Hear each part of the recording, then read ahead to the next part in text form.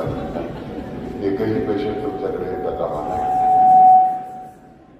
आमचं राज्य हे सुदृढ असावं, निरोगी असावं. पण समजा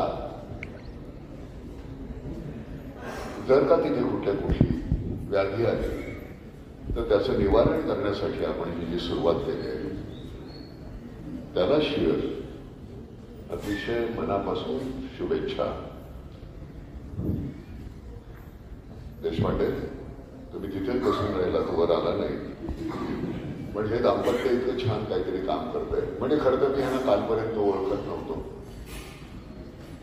माझा मित्र दीपक करंजीकर यांनी मला फोन केला की नाना असं असं आहे, तू येशील का? तर म्हटलं मी येईल.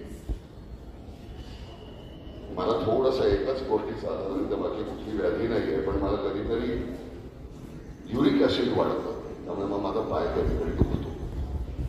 बरं, त्याला सुद्धा कारण आहे ते तुम्हाला माहिती आहे. त्यामुळे ते कमी केलं की आपोआप ते दुखणं बंद होतं. तर त्याला म्हटलं पाय नीट असेल त्यावेळी मी येतो. तसं काही म्हटलं मला बाकीचं कुठली व्याधी नाही. ज्यावेळी दीपक कोणाबद्दल तरी छान म्हणतो याचा अर्थ ती छानच असायला पाहिजे माणसं, आणि ती छान आहे असा विश्वास असल्यामुळे मी इथे आलो. आणि ही खरंच मंडळी नंतर लक्षात आलं ही कुटुंबातलीच आहे.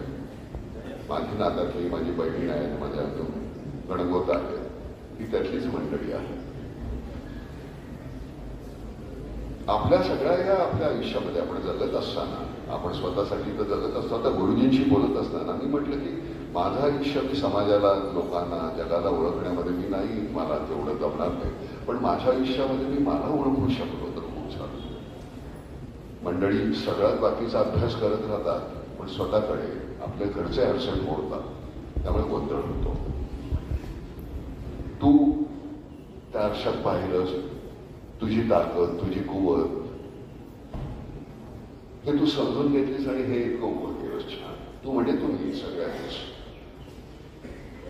आणि मग त्याचा समाजाला होणारा फायदा.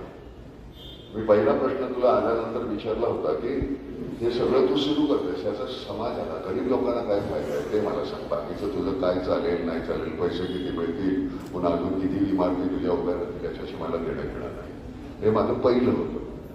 माझ्या पददलितांना, गरिबांना जर तुझ्या याचा फायदा होत नसेल तर मला या हॉस्पिटलला सुयश चिंतणं हे नको वाटतं. पण तू ते करशील कसं? कारण का मी एक दिवस मी काल तुमच्याकडे आलो, मी खरं तर मी रात्री जाणार नव्हतो.